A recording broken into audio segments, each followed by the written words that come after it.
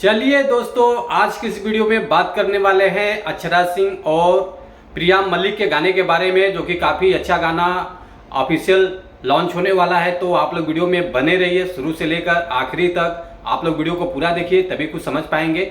चलिए वीडियो को शुरू करते हैं।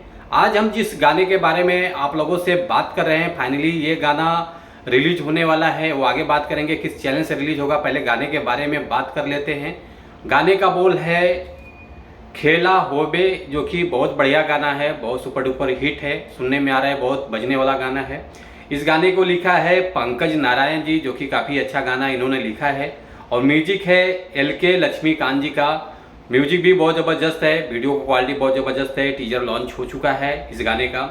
एक्ट्रेस नज़र आने वाले हैं अक्षरा सिंह जी, जो भोजपुरी का सबसे टॉप मानी जाती है, और प्रिया मलिक जी हैं। और बात कर लेते हैं रिस्पॉन्स का। 20 मिनट में जो रिस्पॉन्स मिला है टीजर का, 2000 व्यूज़ आ चुका है, लाइक 200 और कमेंट आया है 30। जो कि ये टीजर लॉन्च हुआ है टी सीरीज हमारे भोजपुरी चैनल से, काफ़ी अच्छा चैनल है। तो आप लोग सपोर्ट कीजिए गाने को।